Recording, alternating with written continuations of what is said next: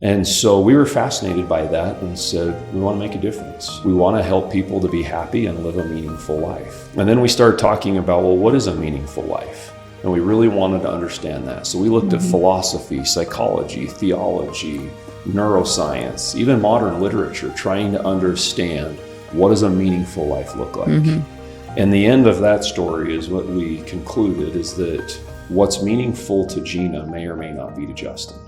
But you're always going to find meaning in these three buckets. And the buckets are the development of self, relationships with others, and cultivating spirituality. And the more synergy or overlap you have in those three things, the more meaningful your life will be. Welcome to the Stay Mentally Strong podcast. We're so excited to have you. This month is June, which is Men's Mental Health Awareness Month. And so I'm super excited because we have an awesome resource that we are going to talk about today. I've got Justin Weeks here, and we're excited to have him. He's with Ampelis. You're the vice president of Ampelis? Managing partner. Managing partner. Okay, awesome. So I'm just going to jump right in and have Justin tell us about who you are, give us background, how you got into mental health, and then we'll jump into Ampelis and what it does. Yes, so my story is I'm married, I have 3 children, and I was a part of a different business, and things had gone well for us, and so we were living a pretty exciting life in terms of our lifestyle. Sure. And my wife came to me one day and suggested that we might need to slow down, and she thought that it might be better for our kids in the long run if they had a more normal life than this life of traveling and playing and watching me buy toys all the time.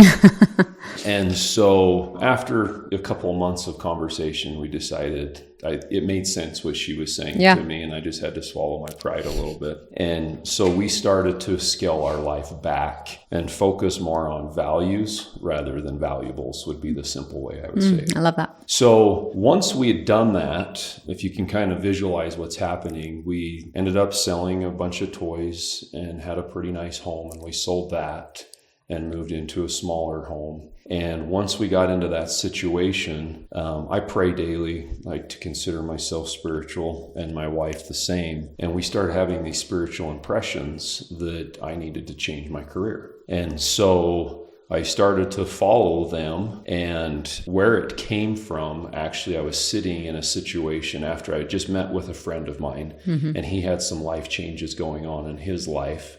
Ecclesiastical, and that we're just taking some of his time and things. And so we were just talking about it, and I was thinking about him and his family and just the changes coming their way because of his time commitments. And I had the strongest impression, almost audible, from right here from the left side that said, quit praying and asking me to help you find what you're looking for and ask me what I want you to do. And I genuinely had been having these impressions. So I was kind of praying like, well, I need to make a change.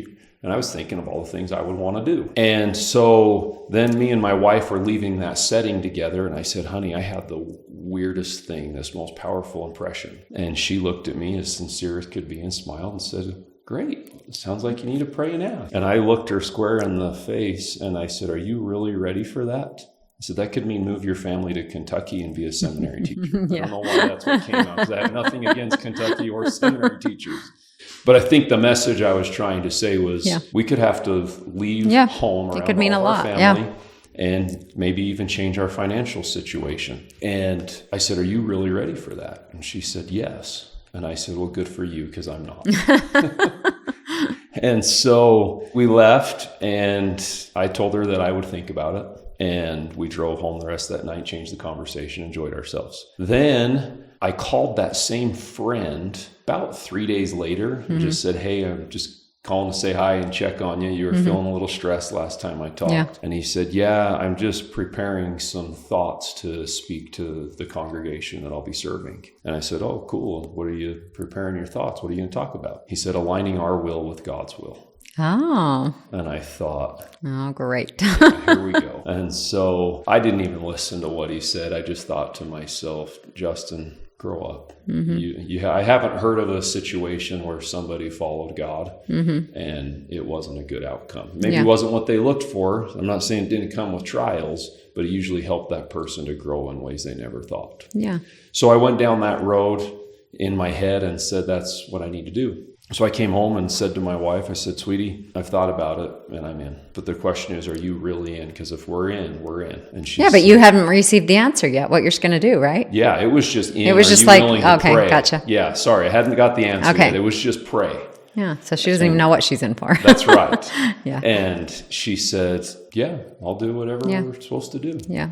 So I said, okay. So I prayed.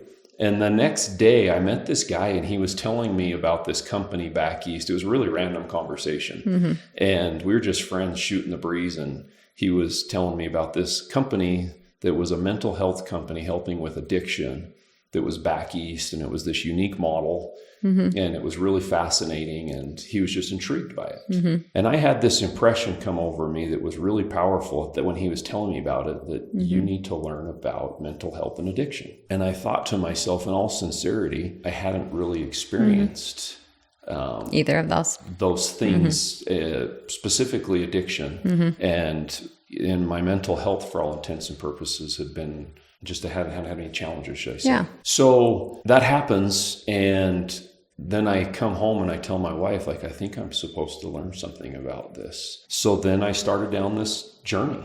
And I spent a couple of months, and I was online reading stuff all of the time, trying to just educate myself. And I even stopped by addiction recovery businesses and walked in and just said, hey, I feel like God's telling me I need to learn about this. This is my skill set. Do you guys have anything that I could help with? And most of them looked at me like I was crazy. Yeah. But that's where it went. And this went on for months and nothing was happening. Yeah. So you're wondering. Yeah. And when we were on a flight together, headed on vacation, and I said to her while we were on the flight, I said, I don't know if it was my excitement that I had committed to follow God and whatever he wanted us to do. And so I just took the first good thing I heard and said, this must be it. Yeah. And I said, so I'm really struggling with what to do here. And I don't know. And she said, well, why don't you pray and ask God, am I supposed to be learning about addiction and mental health? Yeah. So I said, okay. So I did. And we knelt in prayer that night together. And then the next 3 days, was just crazy. We attend church services wherever we go. And the service we went to was on the healing power of Jesus Christ's atonement for people dealing with addiction. And so you imagine that night before we pray, we get up in the morning, go to a service, and that's what we hear. Then the next day, we were going on this excursion, and it was early in the morning, and we'd met at this building to go on this tour up into the safari, or into the jungle.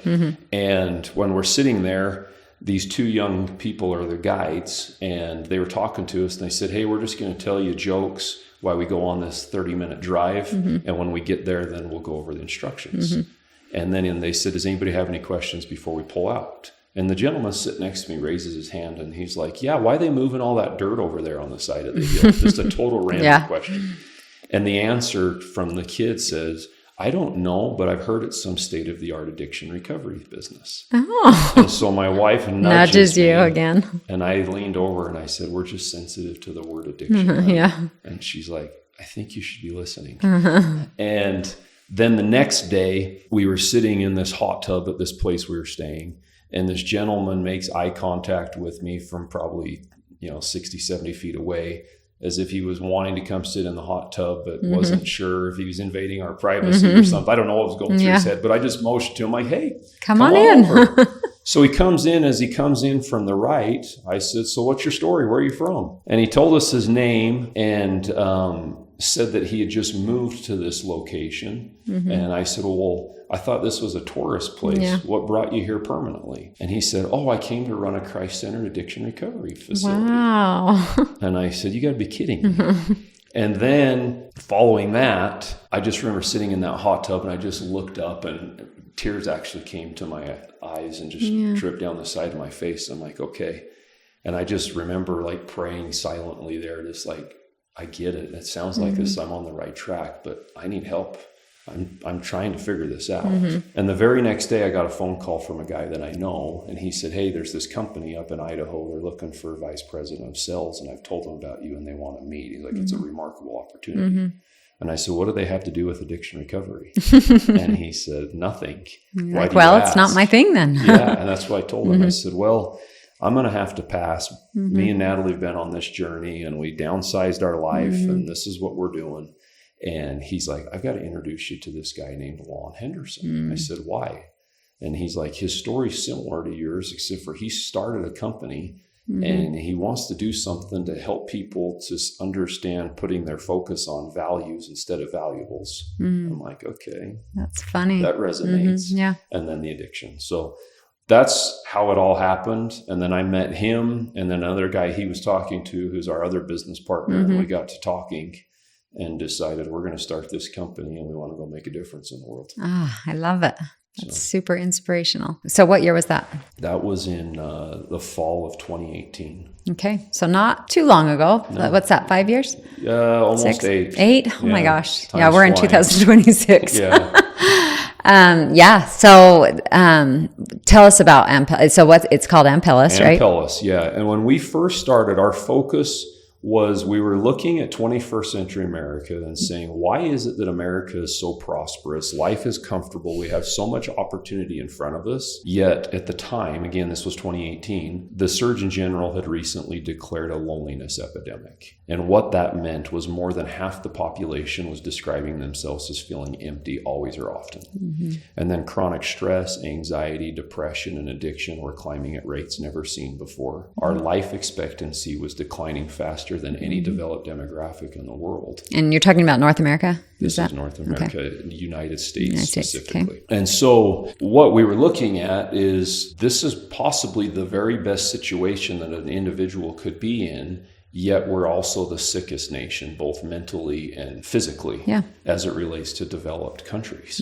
And so we were fascinated by that and said, we want to make a difference. And it's quite fluffy in the beginning, but we really said, we want to help people to be happy and live a meaningful life. And then we started talking about, well, what is a meaningful life? And we really wanted to understand that. So we looked at philosophy, psychology, theology, neuroscience, even modern literature, trying to understand what does a meaningful life look like.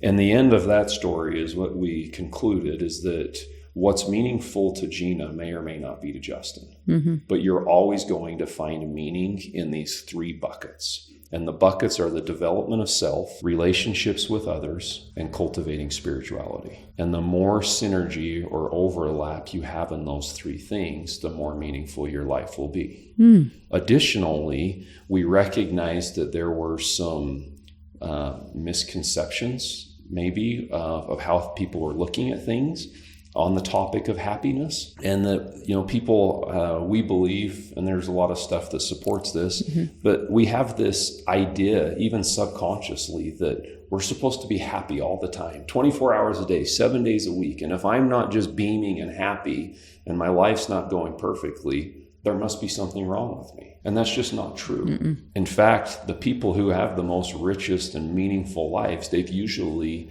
endured hard things. They've had challenges, but they had a growth mindset and recognized that things weren't going to be perfect and there would be opportunity to grow. And that's what, so then they don't look at challenges as things are going wrong. Rather, they see them as opportunities to progress. And grow. I love that. That's kind of where we started foundationally of what we wanted to do. And is this like a long time of researching and pulling that philosophy together, or? Very much so. Yeah. And just to bring some texture to it, we weren't just reading a few books. We were meeting with some of the greatest minds around the world. Arthur Brooks is a popular name. He's wrote a book with Oprah here recently, and he leads the Happiness Lab at Harvard. We got connected with him, and he invited us out, and so we got to spend time with him and Laura Santos and Martin Seligman and some of the greatest minds in the world on the science and social science and psychology and psychiatry around a meaningful, rich life. And so, we've been able to rub shoulders with a lot of neat people and have access to some unique resources. Yeah, that's awesome. Yeah. And so then it kind of developed into more of a what can we do to help? That's exactly right. So then we kind of have philosophy and idea, and then where does the rubber hit the road? And we started with an addiction recovery business. And maybe I should take one step back before I go into all that to say, we didn't understand a lot about how mental health and addiction were being treated when we looked at it. And what I mean by that is, as it related to addiction, a lot of it was built around the 12 steps. And I'm not suggesting the 12 steps is wrong or bad, but if people go to a residential facility, they would be in a safe environment, which was important, where they didn't have access to whatever it was they were abusing. And then most of the time when they would get up and they would spend most of their day going through the 12 steps. They would meet with a therapist, depending on their program, once a week, maybe even less than that. And then they would have different activities to keep them going. So nothing wrong with it, but we felt like they were missing a lot. And so we looked at it and said, well, let's create this program and let's have a private chef that is literally going to make food based off of what the registered dietitian says these people need to get their nutrients to a certain level. And that's because we ascribe to the data out there that says, if you get your brain and body the nutrients that it needs, then it will work the way that it's supposed to, and your neurotransmitters will be working, and just everything throughout the body will be working the way that it's supposed to. So we wanted to foundationally get their nutrition to a certain place. And then we had an exercise physiologist that would meet with them, see what kind of any injuries or if they were overweight or whatever challenges they might have, and help dial that in and get them on an exercise regimen. Wow. So it's kind of an all-inclusive type program. Very much so. Yeah. All hands on deck, all aspects of life. And the remarkable thing is, I don't know what the data is today because this was several years ago when we were looking at it. But at the time, for people who would go to a residential treatment center for addiction, 15% of people who went to treatment would end up achieving sobriety. And sobriety meant you were clean for 12 months. And that 15% would go to treatment usually 3 or more times. So the statistics weren't very high. And we really wanted to see if we could make a difference in that. Well, the approach that we took, and I didn't go into it, but we had therapy. We were the first that I know of in the addiction space that were using ketamine-assisted psychotherapy with the addiction population. In fact, we got a lot of pushback from that, but we had a lot of success, so we weren't afraid of it. But the net of it is 2 years out, over 70% of our patient population was sober. That's awesome. So we then were looking at that and said, okay, in the facility, we were only able to treat 6 people a month just due to the space, the amount of space. Where was the facility? It was up Hobble Creek Canyon. It was a beautiful in private Salt Lake, is that? Estate. Or no, in Utah Springville. County? Oh, okay, yeah. Yeah, Springville, and then you go up Hobble Creek Canyon, and it was a stunning property. Yeah. Great. Well, and I can imagine it was quite expensive to get into the recovery program. It was, and it's because the things that we were doing aren't covered by insurance. And but they were the things that the evidence shows works. Right. And so we built a program based off of not what will insurance cover, but what does the evidence say would help people. And that's a big difference. That's a discussion in and of itself, is to understand that. So, but once we did that and had so much success, then we said, hey, we should open outpatient, not just addiction, but just outpatient mental health facilities and take all these things we've learned here and take them, and then we can make it available to way more people. Yeah, that's what I was going to say, because it seems like with just 6 people there, it's very limited, and I'm sure it's very expensive, but you want to get more outreach and help more people. So I love that. You nailed it. And so I kind of highlighted that we saw some areas that could improve with the addiction, and we felt that same way with mental health. And if I was to make it, to summarize what we saw, is 80% of mental health medications were being prescribed at the primary care level. So that's like a family medicine doctor or an OBGYN for a lot of females. They both have the ability to do that. I mean, that's why they can legally do it. But they're not experts in mental health, if you will. They're experts as OBGYNs or The family medicine, of course, they're very knowledgeable, but on a broad basis. The other thing we saw is a lot of those visits, and everybody's been to them, they're 5 to 10 minutes long. A long one goes 12 or 15 minutes. Yeah. So what happens in that setting is they have to work with the time they have. So they're treating your mental health in 10 to 15 minute appointment. That gives time for you to explain your concerns and your symptoms, them to make a diagnosis, prescribe a medication, and let you know what to expect with that medication, and then you're done. And then they schedule a follow-up appointment, and you come back and they say to you, well, how are your symptoms doing? How are you feeling? And they also ask, are you experiencing any side effects from the medication? And then from there, they'll make an adjustment or continue down the path with the medication. In fact, the term is called in the healthcare medication management. We didn't feel good about that. We felt like, why are we not looking at sleep, exercise, nutrition, and understanding all of those things? Before we're just writing a prescription, Let's look at their entire life and see what could be contributing to this, and let's address those things. And then if we do that and we still are struggling, then we can look at medications or things. In fact, it's pretty exciting because we were thinking about this 5 years ago, 4 years ago, when we were considering opening our first outpatient mental health clinic. But the Department of Health and Human Services actually sent out a memo to psychiatry, to the whole industry, just here in the last month, telling them, why are we starting with pharmaceuticals? There's all of these other evidence-based things, such as looking at the whole person and what's going on to see how they're doing. So take a pause or slow down on your pharmaceuticals and start focusing on the person. You're saying that just came out this month? Yeah, literally. So it's encouraging to us because it's something we've been working on and doing for, like I said, 4, almost 5 years. And we have a ton of success with it. But and the evidence is there. But again, I don't want to go down a rabbit hole, but there's a lot of different challenges. That's what insurance will cover. Primary care, they're running a business. They're doing the best they can. The providers are just fitting into the system, trying to make a living and satisfy their employer. And they only have so much time to see people. And so they're doing the best they can. So I like to be clear when I talk about this. I don't think that the providers are the ones to quote unquote fault or that they're doing anything wrong. They're just working within the system that they have to work with. No, that's a good clarification. Since then, Ampelis has offered more services with this outpatient. Can you kind of tell us what that like what services do you guys offer? Yeah, absolutely. We refer to ourselves as an integrative mental wellness clinic or like a functional medicine approach to mental health.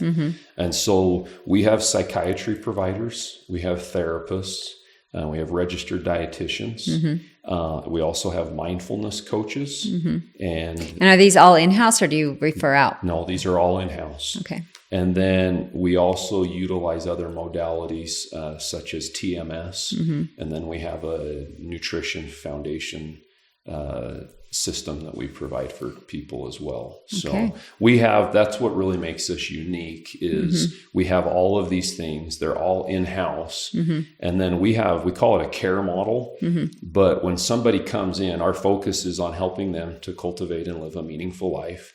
And then what goes into that meaningful life. And then we look at both their mental and physical health. And then we have a institutionalized process. So whether you come to us for therapy or come to us for psychiatry or even come and meet with our registered dietitian, the dietitian doesn't follow the intake the same way. They would then refer to one of the other providers internally. But we always start with a comprehensive intake. And I mentioned before that most mental health visits are somewhere, if you go to your primary care, you have about 10 minutes. And even in the mental health space with psychiatry providers or nurse practitioners, they're doing as much work as they can and kicking people through the system as quick as they can, or moving, I shouldn't say kicking, but moving people through. Most of the time, they're looking at doing a 30-minute intake and a 15-minute follow-up, which is a lot better than what you were getting compared to a 10-minute. But we do an hour and a half comprehensive intake, Wow. and we look at the whole big picture. Is that in person or? We do both, in person or telehealth, whatever people prefer. Yeah. So I guess that was my next question. So when my husband was struggling, I didn't even know where to start. We looked on the internet. We tried to get different appointments here and there. If we would have found Ampelis and I would have called or he would have called, what would be the approach? Like, what would be the next steps? What would that look like? Yeah. So our care coordinators will start by getting your insurance information, and then they've been trained and have a pretty good understanding of just helping to triage. Should you see a psychiatry provider or a therapy provider first? Some people call and they know, others don't call. Or call and they don't know. They just know I'm dealing with depression or I'm dealing with anxiety or whatever. Yeah. So what would you do for that? So my husband would probably say, because he wasn't super vulnerable, he would probably say, I'm struggling to sleep. So they would then ask a couple follow-up questions On the based off phone? of that, on the phone, which they would have. I can jump to the end of it. They would have scheduled him with one of our psychiatry providers. Okay. And then he would have come in. But the psychiatrist wouldn't just say, just like you said, because he did meet with a psychiatrist, which really did exactly what you said, not throwing anyone under the bus, but just, try this, try this, try this, this med, but not getting the details or the behind it. Yeah. So. And that's the way they're trained. Yeah. In fact, when I interview psychiatry providers, I literally get on the phone. They don't know me. I say, hey, I'm Justin. I introduce myself. And then I literally say to them, I'd like to role play with you. Yeah. And I jump right into a role play. And literally, if I recorded this, I've interviewed at least 50, 60 psychiatry providers. Yeah. They do the exact same thing. So it's very clear they're being trained on that way processes and they're following them and doing what they're trained to do. Yeah. But it's all about symptoms, diagnosis, and a medication. That's what they're trained. So your psychiatrist appointment would be different. It would be an hour and a half. Is that what you said? Yeah, they're an hour and a half. And then they're going to go through everything. And a few things to highlight. Let's just start with sleep, exercise, and nutrition. What we know about America is we're sleep deprived as a nation. What we know about America is on a nutritional level, our nutrients are hollow. They're high, that we get the calories that we need, but they lack nutrients. And if you don't have the nutrients that you need, your brain and body are not going to work the way that God designed them to do. And then movement, from an exercise standpoint, we continue to become more and more obese. We move less and less and less, and life is more and more convenient. So we move less and less as a nation. But why do I bring that up is to say, if I'm not sleeping, my neurotransmitters are not going to restore themselves. And my body when I sleep, my body is rebuilding. It's charging the batteries and rebuilding things. If I'm not getting rest, then it's not doing that. Yeah. And then I always like to use the analogy when I'm talking about sleep, or not an analogy, but example, is with children. You look at any mom with young kids, and when their kids are acting like they're irritable, stressed, or whatever, it's almost a natural thing that just comes out, they're tired, they need a nap. And they know that they get them a nap, and then they wake up, and they're that happy baby that they know them to be. Yeah. And that's because their body was recharging itself. Yeah. And so, but as a society, we're sleep deprived. And there's a lot of reasons behind that. One, we're fast paced, we're go. But even though a lot of people, I find it interesting that we do a lot of consulting in business, with businesses and helping them with their leadership teams and such. And, it's not uncommon for people to be working at 1:00 in the morning or later, or starting at 5 a.m, but they went to bed at 1:00. Yeah. And you can't do that and sustain and be able to have good mental health. It just doesn't work. Yeah. So you're saying there's those three huge components, That's but right. If one of them's missing, because I was going to say my husband was physically very, very physically fit. Nutrition was huge for him, but he was missing the sleep component. And that throws everything else off. It did, because in the end, he couldn't really eat. He was like, I'm just not hungry anymore. And of course, then you're so shaky that you can't go to the gym or you can't keep your physical. So yeah. Yeah. And all three of those things have to be in play. And I always like to clarify, if you are sleeping well eating well, and exercise, that doesn't mean you're not going to experience mental health symptoms. Thank you for pointing that out. Yeah. But it does mean let's get those out of the way first. Yes. Let's get the brain and body working the way that they were designed to, from that level, I guess. And then from there, we can then move into saying, okay, well, now you're still having these symptoms. Because then we go from there and we start looking at relationships and we'll do blood work. Sometimes people have deficiency with a thyroid and that's impacting things. And there's a whole list of things, both physical and mental. So the big approach is a bio, psycho, social, and spiritual. So we look at that full picture. And that's another thing in our clinic is we don't stray away from spirituality. We don't expect people to believe a certain thing, but you just recognize how important spirituality is. Absolutely. Yeah. And the evidence supports that. Yeah. Absolutely. I agree. Okay. You mentioned some of your services and I'm very interested in the TMS that you mentioned. Is that a newer thing? Tell us what that is. Happy to. I tell my wife on a regular basis, I'm like, honey, I wish I could get a megaphone that would get everybody's attention on the Wasatch Front. And once a month I would stand up there and say, if you're dealing with depression and or anxiety, you should be looking at TMS. But I'll give you the history of everything about it. So it was in 1985, there was a group of researchers and they were familiar with magnets and healthcare. And I like to say this too, because sometimes when people hear about it, they think it's like a little bit. I'm thinking about my husband and you say magnets and he's like, okay. Exactly. Because he's a very practical, but keep going. When I say MRI, nobody runs the other way for that. Yeah. So magnets have been used in healthcare and been successful. Well, this group of researchers in 85, they understood electromagnetic energy. And their theory was they were looking at the brain scans of people who were dealing with depression compared to people who weren't. And they were looking at the neuroactivity. And what you'll see in those brain scans is the brain that's dealing with depression will have very little neuroactivity compared to the brain that's not. So their theory was, let's use this electromagnetic energy and let's stimulate the part of the brain that controls mood and depression. And that part, just so you know, it's up here on the front left. It's the left dorsal lateral of the prefrontal cortex. Okay. And their theory was, if we stimulate that, we can activate that region of the brain and we can activate the neurons. And then if the neurons start working, then the neurotransmitters will, and then we can jumpstart the whole brain. And they got into the limbic system and the whole thing and how it could activate it and bring it back to life. And keep in mind, 1985. By 1995, they had 10 years of doing research on this.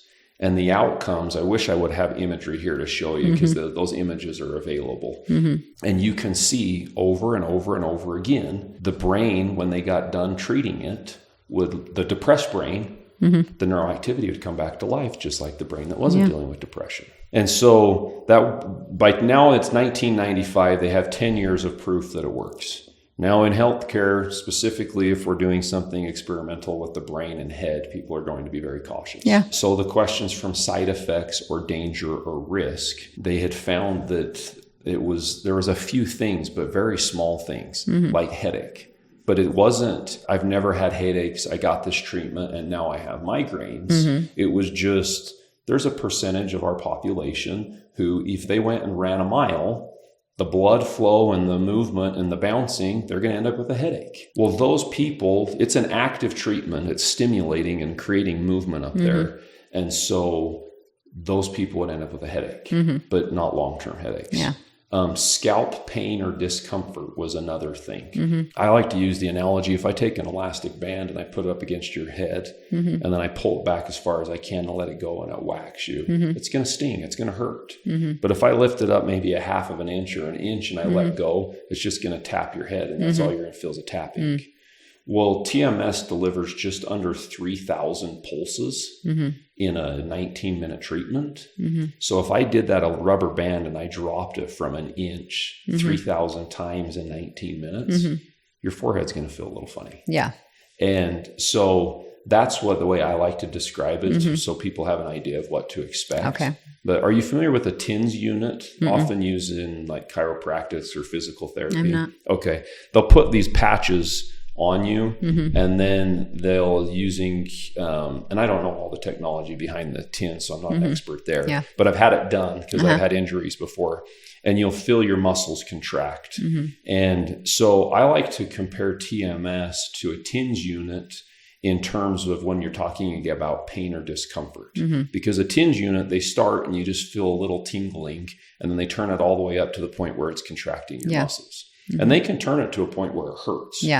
Well, TMS is the same way. I can turn it to a motor threshold or a strength that is so strong that it would hurt you. But that's not what we do during treatment. But back to kind of the timeline is by in 2003, Canada had adopted it and you were using it in their healthcare system. And in 2008, the FDA approved it. 2008, it was approved by the FDA. Yep. Okay. So in that was another big 2008, question, the FDA approved it. At that time, it was still a difficult treatment to have access to. One, there wasn't a lot of people that were using it. And two, it wasn't really accepted. In 2010, the American Psychiatric Association deemed it a mainstream treatment. And then following that, the next couple of years, insurance companies started coming on board. But they wanted to see that you had tried 4 antidepressants from 2 different classes. They also usually wanted to see that there was an augment involved, which is another form of a pill. And then they wanted to see that you tried therapy. And the rationale behind that is TMS is an expensive treatment when you compare it to if somebody could do therapy for a couple of months or take an antidepressant for 6 months.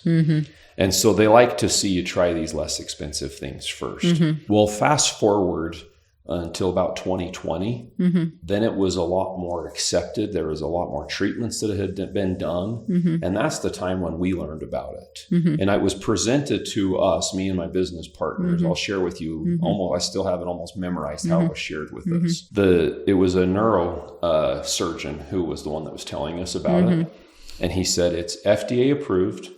It's covered by insurance. It's 2 to 3 times more effective than medications. And it doesn't really have side effects. You're like, we'll do it. Yeah. I mean, that's a no-brainer, right? Yeah. Anybody's going to hear that. And my first thought was, well, then why is everybody not doing this? And the more and more I've learned about it, he wasn't lying. He wasn't misleading us in any way, shape, or form. But I'll tell you, as I went and educated, I spent a couple of years going around and educating primary care doctors. And they were very apprehensive to refer to it. Not all of them. Some jumped right on board. But psychiatry is used to talking and medication, not a treatment. And then other people would think about it like ECT, which is known as shock therapy. And this is not shock therapy. It's nothing like it, but it's ended up in that category of it's like a last resort. And so I think a lot of people just never hear about it. And then insurance still does require, they want you to try some medications. How many? Most common is 2. Okay. And some of them want more, some of them want less. And then a lot of them still want to see that you've done therapy. But for how long, do you know? Anywhere between a month to 3 months. Oh, okay. So it's not like significant. No. Before they'll pay for it. Yeah. And so the process would be you come to a clinic like ours that offers it, and you have to be a psychiatrist to do TMS. And so you meet with the psychiatrist, and the psychiatrist will do an evaluation specifically for TMS, and it's really centered around depression and anxious depression, and see if they think you're a good candidate. And then our providers know what the insurance companies want, so we're also looking at that because we don't want to get somebody excited about something their insurance won't cover. Yeah, because it's pretty expensive. It's relative, but it's $7,400 is the treatment. So it's definitely not a $300 or $400 treatment. And how much will insurance pay of that generally? Depends, I guess. Well, it all depends. We have people who the insurance pays 100% of it. Utah people usually have high copays and deductibles because they'll have Select Health. And so if that's the case at the first of the year, then people will spend several thousand. But as their deductibles been met as the year goes on, then of course it goes down. I can tell you, we ran the numbers on a year's 12-month period of time. And the average out of pocket was around $900. And it's a a 3-month treatment. That was my next question. Days. Yeah. So what does it look like? Yeah, but if I can stay on that cost thing for 1 second, $900 might even seem like a lot to somebody, but it's over 90 days. Yeah. So that's just $300 a month. Right. And if it can have a huge effect. No kidding. If you were to come and sit in our clinic and watch people, you physically see them change over the course of the treatment. And of all of the people who have done treatment with us that I have had a chance to talk to after, which is a large percentage of them because I like to interview them and learn about them, make sure they had a good experience. Yeah. The most common things that I hear is, I wish somebody would have told me about this a long time ago. I wish I would have done this a long time ago. Or this is the best I've ever felt. That's awesome. Yeah. So, but to answer your question, what does it look like? So each treatment is 19 minutes long. Okay. And if you want to visualize it, you come and you sit in a chair, just like a normal medical chair, and then it reclines, not down to horizontal, but just like reclines back. So you're like a dental chair. Yeah, or something. similar to a dental chair. And so they'll sit in the chair, and then the device is behind them, and it sits on a little boom. And then that's where the magnet is held. It's inside of a plastic housing. And so then we bring it down and then position it and rest it on their head. There's a very specific treatment area that needs to be treated. And, when they hit your knee and you're like... It's a reflex, yeah. Yeah, the reflex. It's kind of fun, but that's part of... There's a reflex when we treat up here and we stimulate it. Then your hand will move, and you'll see them. And they'll narrow it all the way down to the thumb. Really? And it's really cool to watch. that is cool. But so we'll find the treatment area, the very first treatment, and then get it set up. And then it's a 19-minute treatment. And they sit there, and it's non-invasive. They don't talk while they do it? No, they do. Oh. They sit there. So we have a technician that's with you the whole time. But there's not like therapy going on? No. Just, are you okay? Feeling, Yeah, and it's conversational. So it's not therapy, but when we were decided we were going to do this, we were looking at the data and said, okay, people do this treatment and then they come out the other side amazing. What if they don't change anything in their life? Then what happens? And our takeaway from that was, well, there's a good chance that depression could creep back in. And so we said we are going to develop this course that they go through when they're doing treatment that's educational. So we created a module for every day that treatment is being done. Yeah. And they take about 5 to 10 minutes to do. And so everybody gets a workbook. But I bring that up to say when someone is doing TMS treatment with us, the technicians will usually go through the module that they're on with them during that time. And then we have some videos that are informational or educational. Is that all included in the TMS price? That's exactly. Yeah, that's awesome. Which we are, as far as I know, I know we're the only one in Utah doing that, but I believe I don't know of anyone else in the country that has built out a program like we have. Yeah, that's amazing. And we do it complimentary because we believe that by giving people the tools that they need, then they can make the lifestyle changes that they need. Yeah. Yeah. So 90 days, how often though? Yeah. So each treatment's 19 minutes and it's one treatment a day. So it's a big commitment. It is a commitment. Do you kind of do the same time every day? So it's just like going to the depends. gym. A lot of people like to do it that way. And some people have a different schedule and they need to move it around. But they kind of need to make sure we're not vacationing. We're here. Generally speaking, if someone vacations or they're sick or something at work or they can't make it for a day or 2 or 3, it's not the end of the world. The only thing we say is if we know you're going on vacation for a week, we're not going to start you for 2 days or a week and then have you leave for a week. Yeah. Try and have it consistent and consecutive. Exactly. But generally speaking, they can start and miss some time and it's not the end of the world. But it's once a day, Monday through Friday for 6 weeks straight. And then after that, then we start to taper. And the 7th week, they'll do 3 treatments. The 8th week, they'll do 2. And the 9th week, they'll do 1. Oh, okay. And then they're done. Wow. And what's been the best success story? One of our first patients was a female, and she was in her mid-70s. She had dealt with depression for 40 years at a clinical level. And if I could paint the picture of when she came into the clinic, I happened to be there that day. And she came in and her hair was matted down on the side of her head. She was 3 years post-stroke. And so her one side didn't work very well. And she was dragging that foot. And her husband was holding her, and he opened the door, and I jumped up to go grab the door and help him come through. And it looked like she'd rolled out of bed and just put some clothes on. I wouldn't call them pajamas, but they was like sweatpants and a shirt. Fast forward, I think she was about 3 weeks in, and she started coming, and she kept coming to treatment just like that first day. Yeah. And then about 3 weeks in, you could tell that she was showering and starting to get ready. Yeah, I love that. Then a week later, she asked our TMS technicians, they're amazing humans, and she asked them, hey, where do you recommend I get my hair done?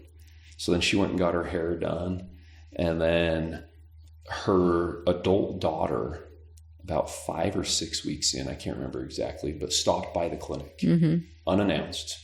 And came in and just said, we have never seen this side of our mom. Oh, I love that story. I just had to come here and see what you guys are doing. Yeah. And then at the end, we did a little testimonial based off of their experience, just a little video with them off of their experience. And her husband got really emotional and he said, I got my wife back. So that's one of those, why didn't we find this sooner, right? Yeah.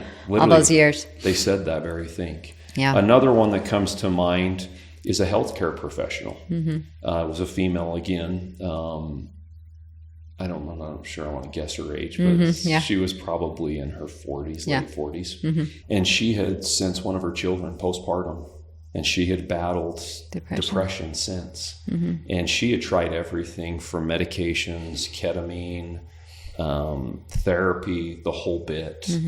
And same thing, she came and started, and she was actually really open that she was just struggling almost to the place where she was like, I don't have any more hope for life. And she ended up just progressing. And by the end, she was like a new person, and she was just so grateful for everything. And to this day, she's thriving. And their whole, she just talked about different things, dynamics in their family that improved and changed. And it was just a good change for the whole family. So the last was adolescence. I've had several people that. All right. So you've got an older, a mid, and a young. That's why I decided I'd hit all three. And adolescence is, keep in mind, I've mentioned a qualification is medication. There's a lot of parents out there that don't want to do medications with their adolescents. For a number of reasons. So then do they decide we won't use insurance, or how does that work? They just decide we're not going to use insurance, and they're willing to pay private pay. And we're helpful. Go ahead. Is there an age limit? It's yes. So in fact, some insurances are now covering it at 16. We always say 15 and older. Okay. And that's not a safety thing. That's just before a parent spends thousands of dollars, our providers like to try other things first to see if we can help. Sure. So that's just looking out for our clients. But on the adolescent front, there's many cases where people have come and just paid privately. And we do a 0% interest, and we'll break up some payment plans for them to help them out.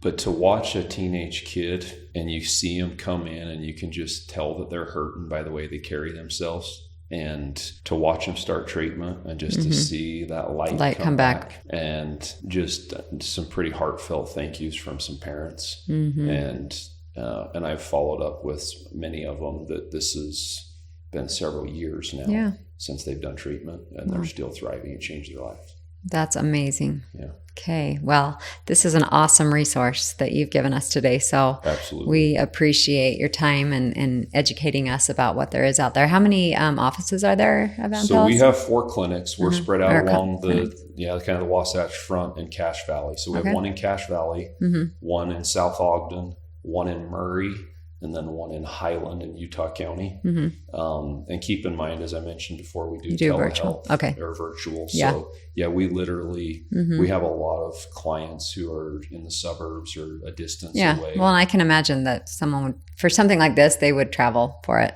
Well, TMS, of course you have to, but even it's refreshing for people to, it makes sense to everyone to say, you're going to take time and evaluate my whole situation. Yeah, I love that. People want that way before they want to just go in and have somebody tell them they have a mental illness. Yeah, and give for them a sure. pill. All right, last question. What do you tell the person that has tried so many things and feels like there's no hope? They've lost hope a little bit. First and foremost, I like to be real with people, and I've not been there, so I don't have that empathy because I haven't been there. But from a sympathy standpoint, I can tell you I see it all of the time. And my answer to that question would be, I know it feels like you've tried everything, but keep trying. And frankly, we've done TMS with people and it didn't work. But we don't give up on them, and we keep going, and we find the solutions. Yeah. Keep going until you find the solution. Go until you find the solution, even if you feel like you've exhausted every resource. I love that. I love what I do love about what you've said is it seems like it's a one-stop shop kind of thing. Like, okay, I'm going to go there and I can go to this avenue, this. That's kind of what I envisioned instead of going over here, and closing doors. But you go to one place and say which one's going to work for you. We've so I love had that. 5 providers that are very skilled. We're thrilled with their employment. Yeah. That have sought us out and now work for us. Because of that. The providers also know the term is called collaborative care. Yeah. And when you can have an environment where you have collaborative care and you have multiple professionals helping you with all of those things and they're all working on the same team, you're going to have better chances of success. Yeah, for sure. Okay. Well, thank you so much for being here and all of this awesome information you've given us. So we're excited to send people your way for sure. Awesome. Well, we're humbled to be here and we're committed to doing what we can to help people. Okay, thank you.